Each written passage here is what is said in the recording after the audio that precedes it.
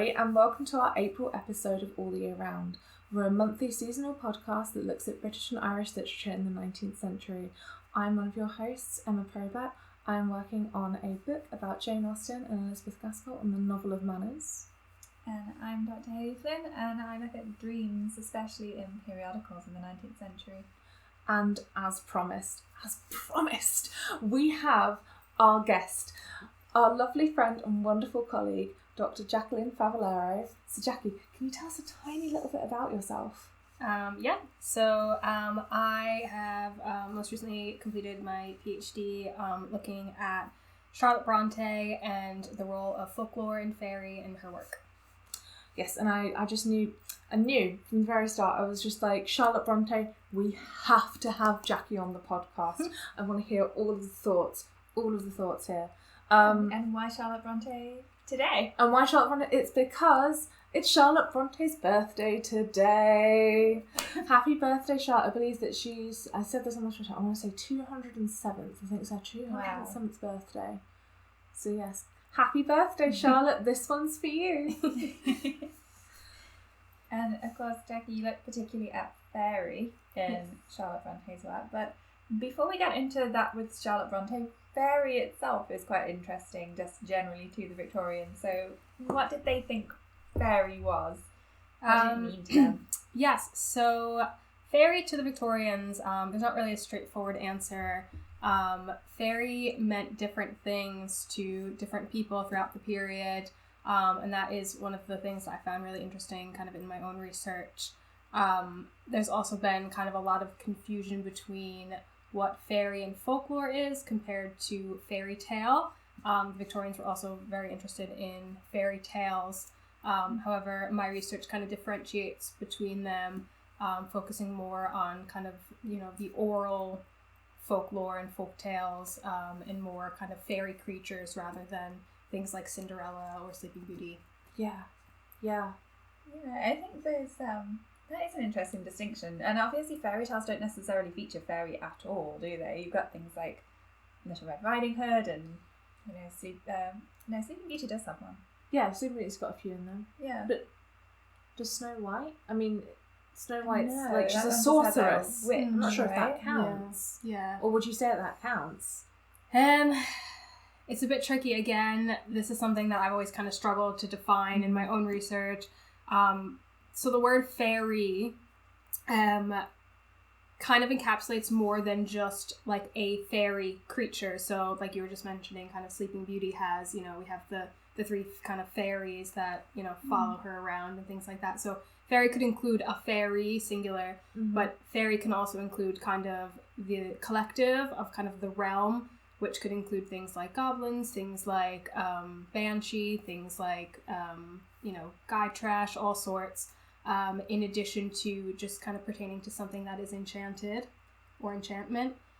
So it does definitely kind of overlap across different things. But I think the main difference with fairy tale and folklore is fairy tale is kind of tied to a specific author, and it's kind of written with a purpose, usually a moral or for kind of an instructional, lesson in there, where folklore comes from oral origins, and you usually can't pin down kind of where that came from. And I think folklore and fairy come from kind of a system of belief, where fairy tale is more for entertaining, reading for entertainment. Folklore and kind of the general fairy kind of collective of creatures, the people who told those stories genuinely believed in these creatures. There was superstition around them. There was stories behind, the creature itself, what it signified, good omens, bad omens, and things like that. So it was real for those who kind of engaged in that storytelling. Yeah, I have a bit of a weird question for you, if that's okay. Okay. So my understanding of like the fairy is obviously not as in depth as yours, and is probably a little bit outdated from like Charlotte Bronte's period. Right. But I'm thinking about like changelings. Yeah. Because I was wondering about how those kind of factored in, because that is that's like almost. I mean, again, you have much more experience with this, but that's almost like the most real life belief. Kind of thing of like quote unquote abandoning your child because you believe that it is not your child and that your child would be returned to you, if I'm getting that correct. No, 100%. Yeah, so the changeling, basically, like you said, it kind of occurred in children and babies as well as adults as well. Adults as well? I didn't know that one. Yeah, there's a really, really, really horrific, kind of late 19th century, I think it was the Tipperary murder, or it has some type of name like that, in Ireland, where a husband was convinced that his wife was kind of taken by the fairies and replaced with a changeling. And there was this kind of like whole list of rituals that would be done to kind of release this changeling. As you mentioned, people would kind of abandon babies and hope that the fairies would return, but there was really, really kind of gruesome, kind of like burning people to like bring the changeling out. And basically his wife ended up being killed because he thought she was changeling, and it was a murder trial. You can read all about it. It was quite intense. So it turned out she just had some mental health issues and was as these things go. And they kind of didn't know how to identify those. I'm not sure if you know, but was he convicted out of interest? Or was there like a legal precedent? There definitely was like legal proceedings, but I do think he was convicted, and it wasn't just him. I think it was like other relatives were involved as well. So it was kind of it was big systematic abuse of this poor woman. Yeah, exactly. I actually, funnily enough, have recently read a book which I'm pretty sure is based on that case. It's called The Hidden People. Right. I can't remember what the author's name is now, but maybe we can put it in the description. Yeah. When I get that, but it is exactly that. So there is a series on Amazon called Lore. I don't know if it's still on, but it was a couple of years ago, and one of those episodes did do this particular changeling story. That's how I originally kind of came across it, and then in my own research I said, I remember kind of seeing this. As you said, changelings kind of fall under the fairy kind of umbrella. So it was as well. Alison Littlewood, you were just pointing out to me. So it is The Hidden People by Alison Littlewood. Is that book? But even aside from the changelings, it obviously was a very sort of like real belief. Throughout the kind of early 1800s onwards, there was a lot of very real research into the existence of fairy, wasn't there? Fairy ethnography, using the found arrowheads and things, and naming them as elf bolts. Evidence of the existence of fairy. Yeah, definitely. Carol Silver kind of terms the 19th century as kind of like the birth of fairy scholarship, what she calls. There's kind of this kind of boom and interest in kind of uncovering kind of the folkloric past and documenting that kind of before industrialization took over and these things were kind of lost forever. So there was a huge surge in interest in fairy and kind of uncovering, like you said, artifacts and things like that. I really love all of that. I found that really interesting. I know I think it was Stephen Prickett talks about how for the Victorians, when they were finding, he sort of says like monsters beneath their feet. So this was a time when like archaeology was dinosaurs were being discovered. You had like Cuvier and his research, and he sort of says like it's not surprising that they then thought, well, why can't we discover that there's actual physical evidence of the existence of fairy, because here are these kind of dragons beneath their feet and evidence of that existing. And it's kind of that intersection of fantasy and science. You almost wish could actually be real. Well, we still don't know everything, Hayley. No. But we've spoken about changelings, and as you were saying, that quote with the monsters. But what is particularly interesting about Jackie's research is that she takes it in like a different direction. So it's not negative. You see it as like quite a healing and positive space for Charlotte Brontë. Yes, so one of the kind of most common kind of critical analyses of Charlotte Bronte's work is that a lot of these fairy references and folklore references are kind of used to label, used to marginalize, used to degrade, label things as other kind of things that, for example, Rochester might not be okay with the fact that Jane is poor or a working woman, so he labels her as a fairy because it's kind of separating her.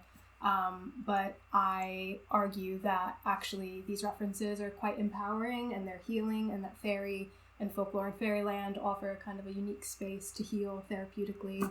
for the characters throughout her work. So yeah, and that genuinely is like all the way throughout her work, isn't it? That's what you found. Yeah, definitely. Yeah. So my research kind of starts with the juvenilia and kind of her earliest writings, and kind of tracks, the emergence of fairy and folklore throughout kind of all of her later novels until, up until the fragments that she was still working on before she died. So yeah, definitely kind of tropes that, are born in the juvenilia and carry through for her. She can't quite, let them go. She keeps using this idea of, fairy as a safe place, as a safe space, as much for her characters as her as a person as well. So it is something really important to her. Important. Yeah, definitely. I like that it's reflexive in that as well. I mean, if anyone who's ever read my thesis, I constantly talk about reflexive readings, and by that I just mean that everything kind of like mirrors each other. So like, fairy is a safe place for Charlotte Bronte's characters in the same way that her, like in a meta sense, writing fiction makes that kind of fairy space a safe place for her as well. Yeah, definitely. So it's a nice way of like vicarious living. I have again another really probably annoying question, but I was thinking about like the way that Rochester and other people describe Jane as this kind of like fairy figure, but then I was also thinking about Rochester's ward and how kind of like almost elfin she is. Yeah. And like the relationship that you think exists there, or if you think there is kind of any kind of dynamic or mirroring or interesting aspects between sort of Jane and Adele. Yeah. So one of the things that, the one kind of passage that sticks out to me is when they're all kind of in the carriage. I think they're going to get like bridal accessories. Oh yeah. What is it? The trousseau. Yeah. And Rochester tells this story to Adele of how he came upon this fairy, and actually it's a kind of a retelling of earlier in the novel when Jane goes to visit her aunt and then comes back and kind of happens upon him writing, and he kind of is leading Adele through this fantasy of having found this fairy. I think they talk about going to the moon together to live forever and, all of this. And he has a magic ring. And Adele's really captivated by that. But yeah, I'm not sure anything really kind of sticks out as far as Adele being a fairy herself, at least kind of in my own observations. But I definitely think Rochester kind of brings Adele into that fairy, that kind of exclusive fairy realm that he kind of builds with Jane. He kind of does bring her into that. Is that as like a safe space? Yes, definitely. However, towards the end, I think does she get sent away? I think to school. So I don't really know like how kind of invested she is in their kind of fair relationship. But I do think that is something, he shares with Jane, but then kind of does pull Adele in, probably more so for the benefit of Jane to, but it's interesting. But I guess even in terms of like explaining to a child what's happened, it's quite a safe and kind of nice explanation of why Jane has gone away to her frankly quite abusive aunt and returned to the family and returned as like a different person in many senses. Yeah, and I think it also might help kind of explain his relationship to Jane to a child by kind of like putting it into this kind of enchanted, whimsical fairy narrative. It's something that she can kind of grasp, I think. And it sort of starts to edge towards the fairy tale then, doesn't it? Because those do have that purpose of kind of presenting those like scary real world lessons potentially to like a child, like with Little Red Riding Hood. Like, Yeah, definitely. It's just unfortunate that he neglects to mention that he's already married, and that does complicate the fairy tale a little bit. So like, would that mean that like Jane is folklore and Bertha is fairy tale?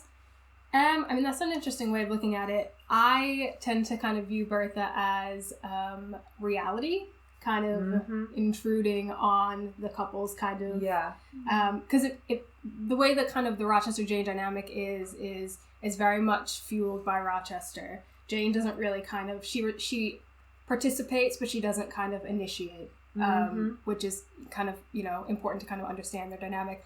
But he gets kind of swept away.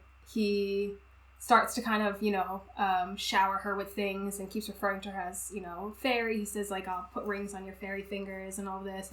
And then I think at one point he mistakes her eye color, and Jane's kind of like, I don't really know, like, what's going on. Like, we might need to pump the brakes. Like, this is getting a bit out of hand. It's a bit too crazy. And then all of a sudden, they're about to get married, and then what happens? Bertha's brother comes over, obviously, and it's a bit like, this probably can't happen. And then Jane's like, oh, well, this is a problem, Yeah.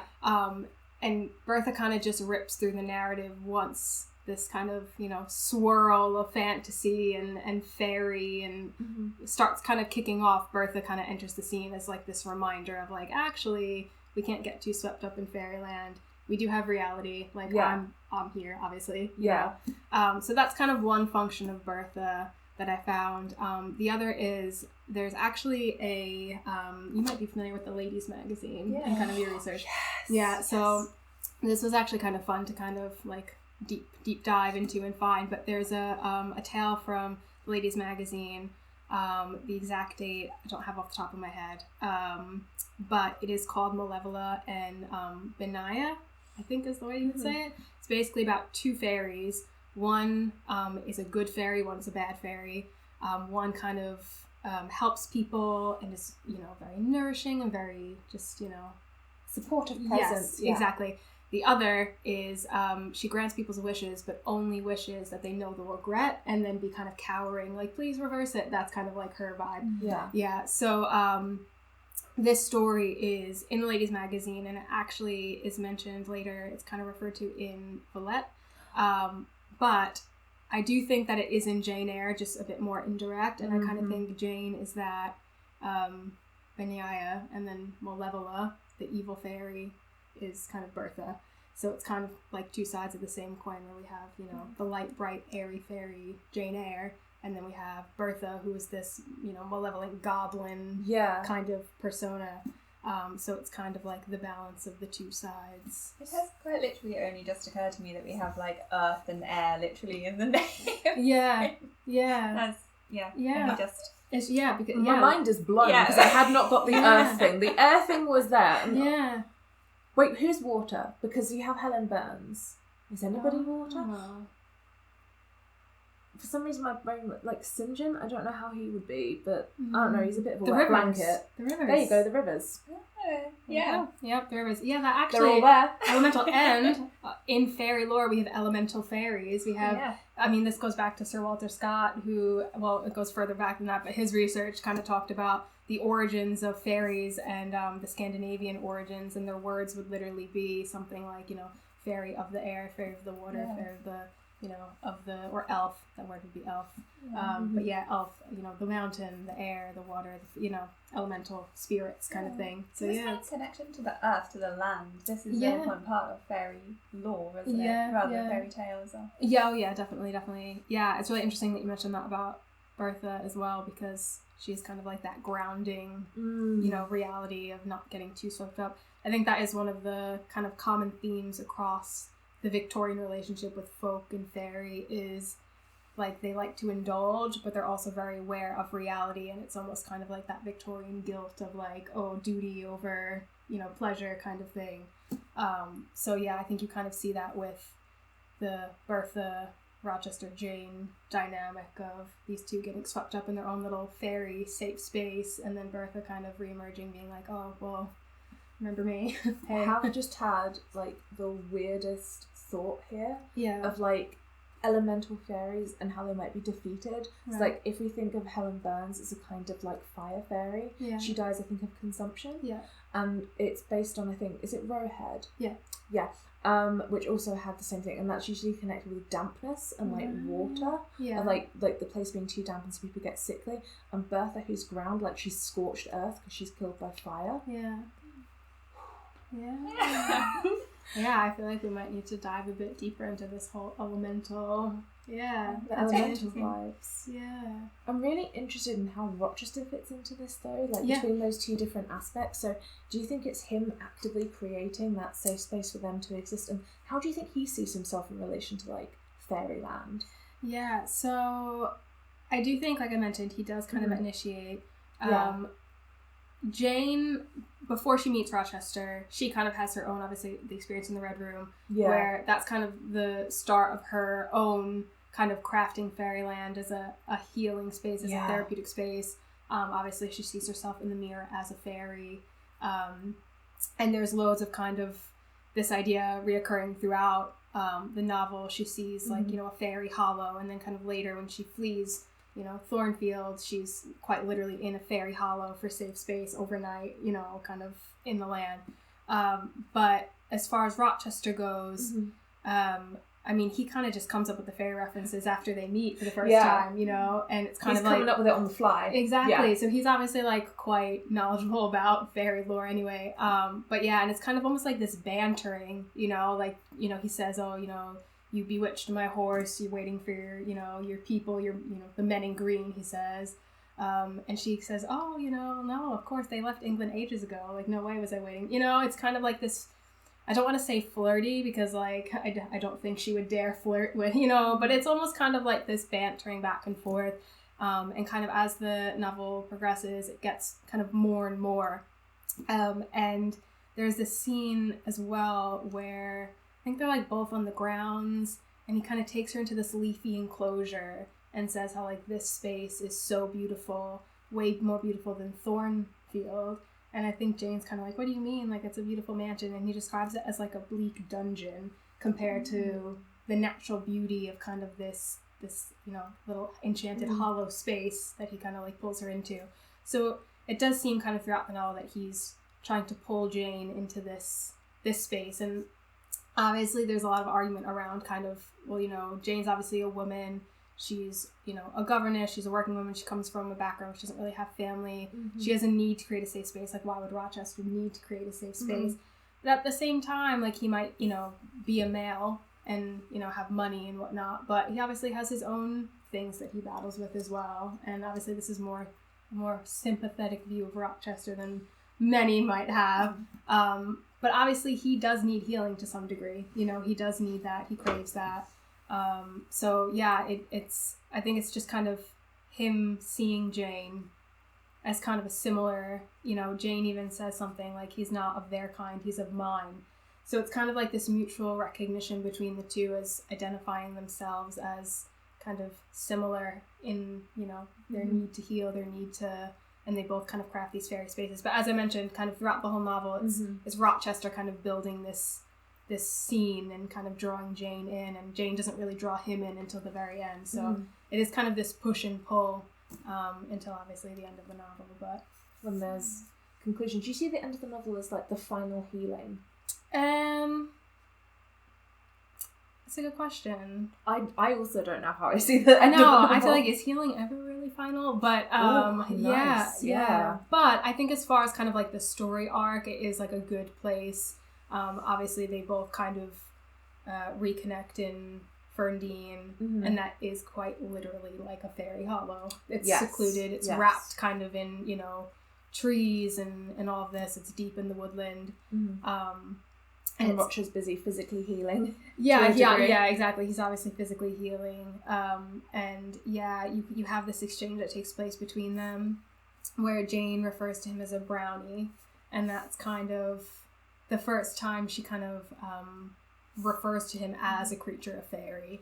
Interesting. Is that her kind of entering into that? Well, yeah, that's what I think anyway, is kind of her taking her space and kind of expanding it to include him now. And like the brownie is quite a significant reference. I don't know how much either of you know about. Tell us about brownies. I don't know. So the best thing to kind of compare what a brownie would be is kind of similar to like Dobby the house elf. Like, oh my god. Yeah. So basically there were these kind of fairy creatures that would do kind of all your housework while you slept, and they wouldn't require anything except like a little bowl of milk or cream or something, like some bread, just some like, you know, scraps basically they'd be happy with kind of eating, and then they would just kind of carry on and do all the things overnight while you slept.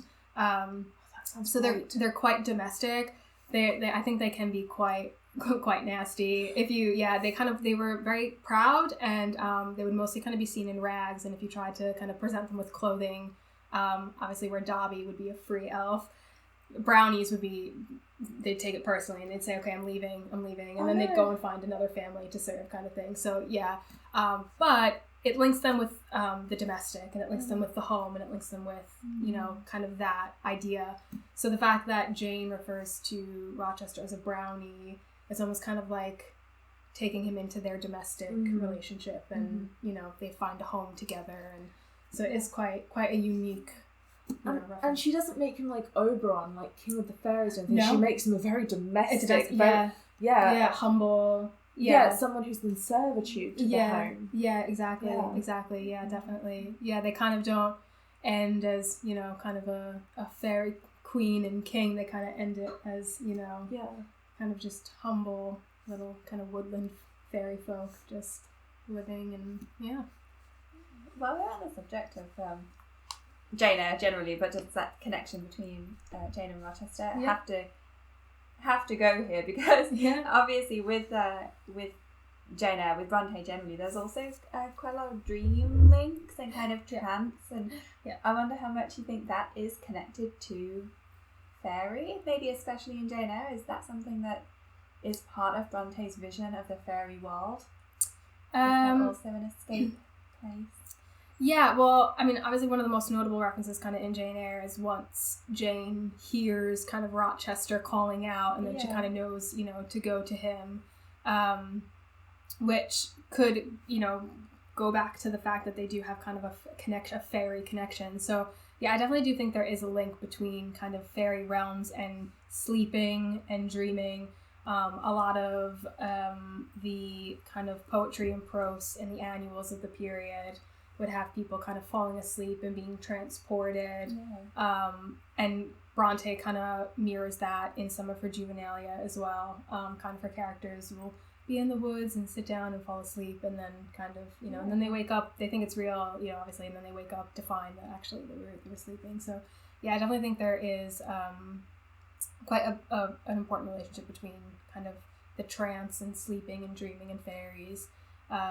But yeah, I would say as far as Jane Eyre goes, I think that element to things only kind of strengthens that, you know, connection of that otherworldly connection, that fairy connection, that, you know, that idea of enchantment between the two of them.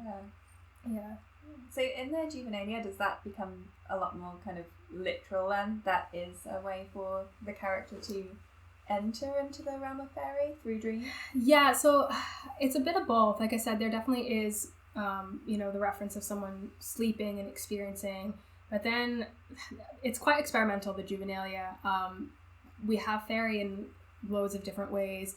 We have fairy in kind of dreams. We have fairy in the landscape, where Brontë kind of crafts these fairy landscapes, and then kind of has creatures like whiz in and out of them. She kind of describes reality as the dark inhabitations of mortals, I believe she describes it as.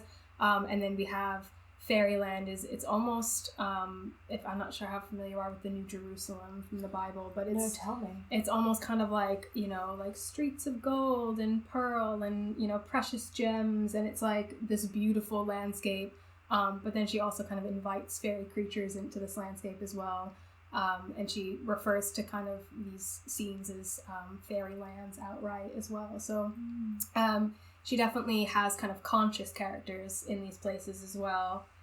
In addition to that, her and the siblings kind of, they write themselves into these stories as these chief genii, but then also refer to themselves as fairies.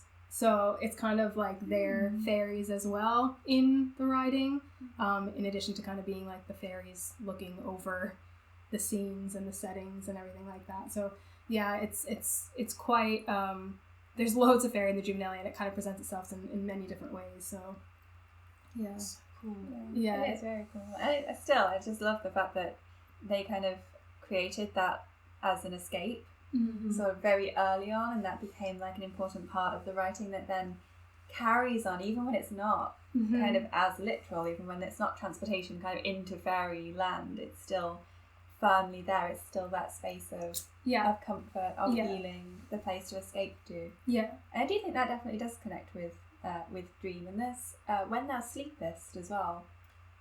Bronte's poem, which is just very much about dream as being this place that you can escape to. It's a place of freedom. Yeah. And if she connects that with Fairyland is the place you escape to in dream. Yeah. Then that absolutely backs up. Yeah, definitely. And there is a reference that she makes when she's at Rowhead, and she has her Rowhead journals, and obviously the Juvenalia can kind of be interpreted as, you know, a fairyland in general. And she writes about how, you know, she's like so sick of the duty and like the mundane of, you know, teaching and that life, where sometimes she allows herself to slip into a trance back to kind of the world of the Juvenalia. So and of course trance was used interchangeably with dream at the time. Exactly. So. And I mean, some of these writings, it's like even difficult to read them because you can't tell when she's kind of writing what's actually happening in the room and then what's happening like in the fiction, like in her mind. And it almost feels like you're like, you know, transient reading these texts and these letters. So yeah, it is really interesting.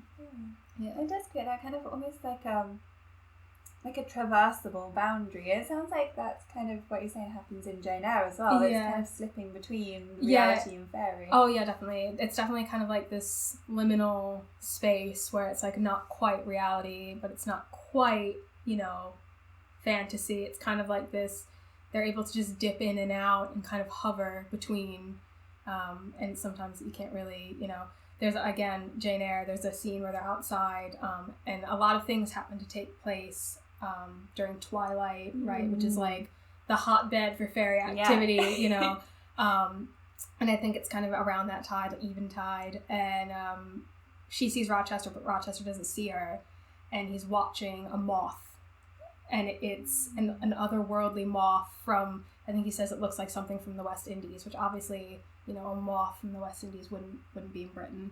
Yeah. Also, the moth reference kind of echoes Midsummer Night's Dream, one of the fairies is named Moth. But he's kind of watching it, and Jane sees him, and she's like, oh, I'm gonna kind of sneak back inside. And she kind of tiptoes, and he doesn't see her, but she steps over his shadow, and he then is alerted to her presence and said, oh, Jane, come look at this fellow, meaning the moth. And she says something like, it's as if his shadow could feel. And it's like this weird kind of not real, but not, you know, it's like this liminal space. And you have this kind of, you know, insect that is otherworldly, you know, at the same time. So it's like, it is this like weird hovering, you know, place of not quite reality, but not quite, you know. Oh, it's a really beautiful scene. Yeah, oh yeah, absolutely love that. Absolutely love that. I do wonder whether maybe Charlotte Brontë was particularly apt at lucid dreaming, or whether, like, in the present day, she'd be one of those people who was constantly YouTubing on how to lucid dream. Because I think that'll be her vibe. Yeah, definitely. Do you, actually, on that note, do you have a favourite fairy reference by Charlotte Brontë? Oh gosh, so many to choose from. I know. Oh gosh, I don't know if I have an answer prepared for that. I would say, obviously, because we're talking about Jane Eyre, I would say I'll restrict it to Jane Eyre to keep it simple, and then, you know... Too kind. You can tell us every other novel when we get round to this. Yes, I'll, like, yeah, exactly. I'll kind of, like, tell you my favourite bits as we go. But for Jane Eyre, I would have to say...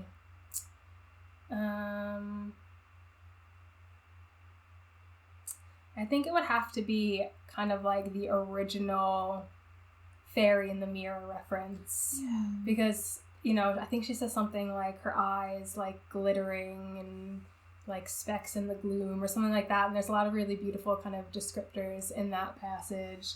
And like I said, it's kind of the you know, event in the novel that kind of sparks all the fairy stuff. And it kind of foreshadows, you know, she says how she's a fairy, you know, in the lone dells, like, you know, looking for a belated traveler, and obviously that's kind of echoed later when she sees Rochester. So yeah, I would probably say that one. Also because she identifies herself as the fairy, which I think is really important. Yeah. You know, again, that kind of contrasts with a lot of other researchers kind of, you know, saying that, you know, Rochester labels her to degrade her, but actually she assumes that identity herself openly, and, you know, so... I think it's quite important for that. So yeah, I would have to say kind of the original kind of first instance of fairy in the novel is probably my favorite. Yeah, and I think that really speaks to a lot of what your work does, because it's an empowering moment as well. Yeah. She's put in like a really scary situation. Yeah, exactly. And the fact that she takes strength and safety from that as part of her identity. Yeah. I love that interpretation. Yeah, definitely. But it has been absolutely lovely to speak to you about Charlotte Brontë and the fairies. Thank you so Of much course. for coming on. I Of learned course. so much. I'm so excited. I'm glad. I mean, Stuff. there's more to learn, so I'm happy to keep the conversation going. So, Yes, we will definitely be stealing you again in future. Yes, hopefully many more times Yes. for many more different activities. Yeah, I now really desperately want to read the Juvenilia after. Yeah, the Juvenilia. After this conversation. It's a lot, obviously, but it's stellar. It really is really good stuff, and I think that was kind of one of the most pleasant surprises, I think, in doing my own research, was I didn't know how much I needed the Juvenilia until I did it, and it was kind of like the key that kind of unlocked all of the rest of, the novels for me. So it is really, really... We might have to go away and read all the Juvenilia and have a dedicated Juvenilia episode.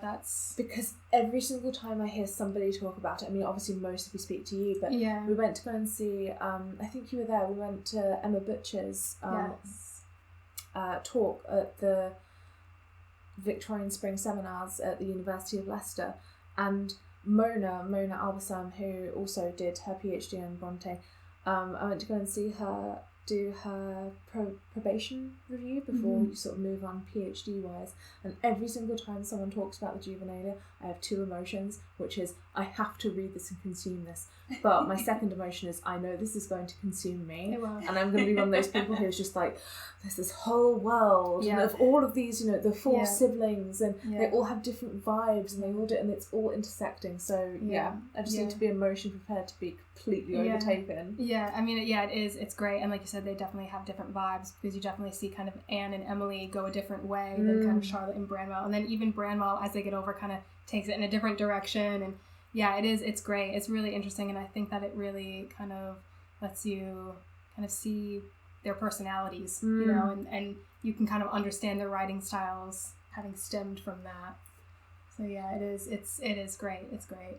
Yeah, oh my god, so I just keep thinking about, like, what would have happened if they'd all continued writing together as well? Yeah. Like, what might have occurred, because I'd have loved to see how that sort of, like, came to fruition. Yeah. And whenever I think about it, because, those questions that you always get asked of just being like, if you could meet anybody from the past and you got to speak, I was like, I'm not even always sure I'd speak to, like, the adult author. Because, like, it would be nice to, like, meet, I don't know, maybe, like, teenage Charlotte Brontë and be like, Charlotte, tell me your thoughts. What are you thinking? That actually is a really good point, because I would always be like, oh, I wish I could talk to Charlotte. When I was, doing my own research and writing my thesis, like, oh, I wonder, what she would think about this, and you always think of the adult, but actually, like, what would, 16-year-old Charlotte say about this? It's really interesting. Yeah, I'd love to know. But anyway, that's for another episode, for another time. Thank you so much, Jackie, for joining us. Thank you for having me. Thank you. It's been an absolute pleasure. Thank you, everyone who's watching or listening to us. That's it for now. So we hope that you enjoyed our episode on Charlotte Brontë and Fairyland in celebration of her 207th birthday. If you want to see more of Jackie and follow her work on Fairy as a healing space, you can connect with her on Twitter at j_Francis14. Our next episode will be uploaded in May, when we'll be discussing the Victorians' interest in the language of flowers. Subscribe to our YouTube or follow the podcast on Spotify to make sure that you never miss an episode. And you can follow us on Twitter and Instagram at alltheyearroundpod, where we put out episode reminders and fun facts. See you next month. Bye for now.